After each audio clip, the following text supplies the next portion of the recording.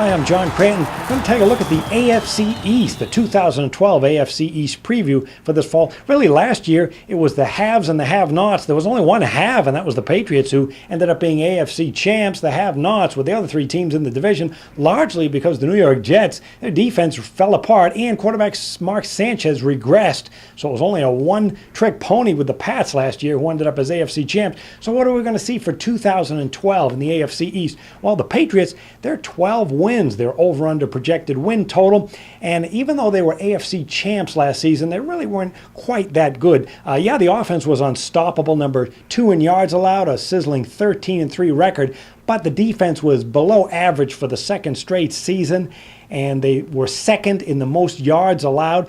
Couldn't get off the field in the Super Bowl. The defense was a huge problem. And in the playoffs, really, they lucked out in many ways. They didn't face the Pittsburgh Steelers, a team that's a bad matchup for them and had beaten them during the regular season. And they were lucky to beat the Baltimore Ravens in that playoff game. And then the Giants, they had a shot to beat the Giants, but Giants had a lot of talent defensively, and that was a big weakness for the Pats. Still, for 2012, a lot to like about this team. The offense is going to score a ton of points again. Not only do they have quarterback Tom Brady, and they bring back wide receiver Wes Welker, but look at the wide receivers that they add. Tall Brandon Lloyd, Dante Stallworth, Jabbar Gaffney. All these guys are familiar with the system, either through Josh McDaniels, the new offensive coordinator, or they used to play for the Patriots. And then you got the tight end situation, which is outstanding with Rob Gronkowski and Aaron Hernandez. So they're going to score a ton of points and get a lot of passing yards. Really, the key for the Patriots will be the defense. Are they improved any? Well, they certainly look at. They've added pass rushers, Chandler Jones in the first round out of Syracuse, plus Dante Hightower, the linebacker from Alabama. So a lot of young talent on this defensive line, certainly plenty of depth. And don't forget cornerback Razai Dowling. This is a guy who really, we didn't see him all last season, but he was the first pick in the second round back in 2011. Patriots are very high on him as a cornerback, long arms, quick, excellent skills, injury prone, and really we saw him a little bit in preseason, played the opening game of the regular season, got injured with a hip injury, never saw him again, but he'll be coming back. So you're talking about a lot of high first round, second round picks coming back, joining this defense really for the first time. And so are they going to go over 12 wins? Yeah, I would look that way. Not only is the talent there, but the biggest thing in their favor would be the schedule. Patriots have the easiest schedule in the NFL. Got 2 games on the schedule that look difficult, at Baltimore in September, and then in December they host the 49ers. That's pretty much it. So, yeah, I wouldn't be surprised to see the Patriots go over 12 wins, largely because of the schedule and, of course, this great offense. And keep in mind the Patriots were 12-7 over the total last year. Then you got the New York Jets. Their win total, 8.5. Jets off a disappointing season. Big problem was an aging defense that slipped badly, particularly against the run, 13th against the run.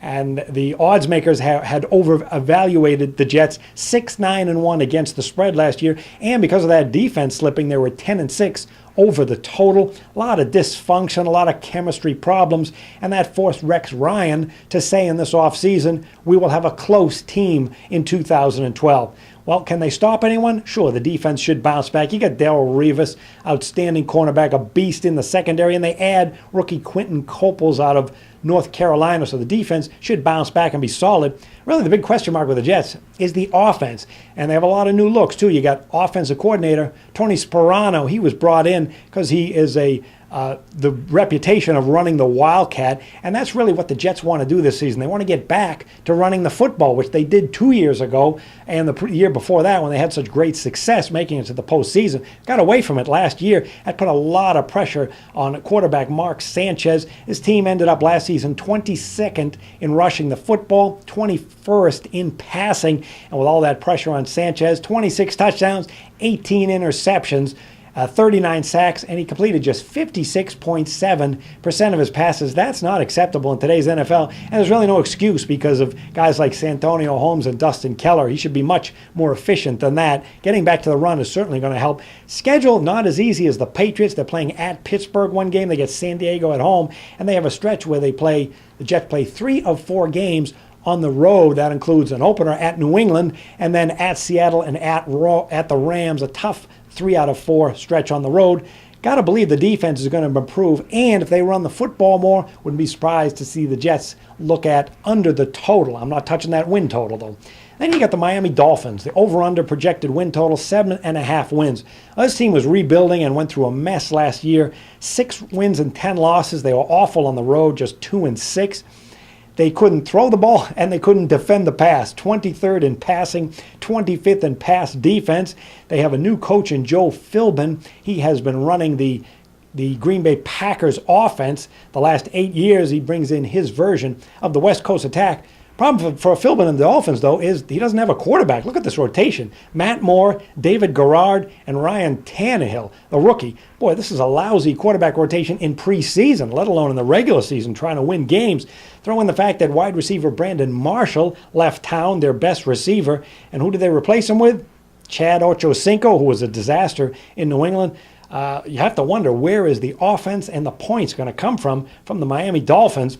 And the defense doesn't really help you out. 22nd in points allowed, and their road schedule is really difficult. At Houston, at Arizona, at the Bengals, at the Jets, at the Bills, at the 49ers, and at the Patriots. Keep in mind that a year ago, the Dolphins started the season 10-1 under the total. They ended up 12-4 under the total. Can't see this team getting over 7.5 wins with a team that's not going to be able to move the ball or score that many points. Finally, you got the Buffalo Bills. Their projected over-under for wins is 7. Bills were 6-10 last year, had a really good start, and then faded down the stretch the second half because of injuries, and they were underachieving 5-9-1 against the spread. Offense ended up 15th in passing. Really doesn't tell the whole story. They're actually really strong in the first half of the season behind quarterback Ryan Fitzpatrick, but then injuries took their toll on running back Fred Jackson and other members of the offense, and they slipped.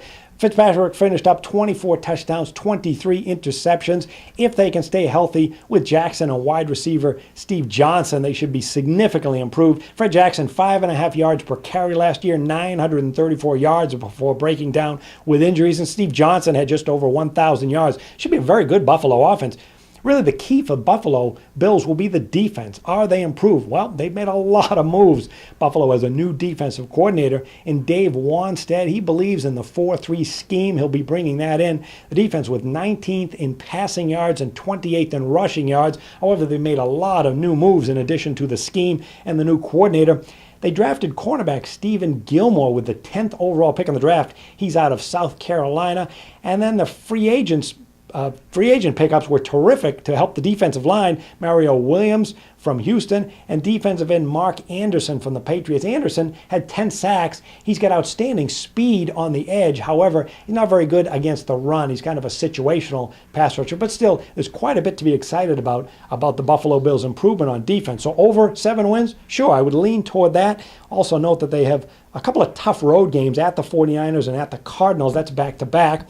But they also have a 5-game stretch where they play at the Colts, against the Jaguars, the Rams, the Seahawks, and the Dolphins. So sure, wouldn't be surprised to see Buffalo be a bit of a surprise team and get over the 7.5 wins. Now, if you're looking for early bird preseason specials, Jim Feist has one. You can get in his entire preseason football for just $29 if you sign up before August 1st, 1-866-841-1655. Enjoy the games, good luck, and look for more of these previews right here on jimfeist.tv.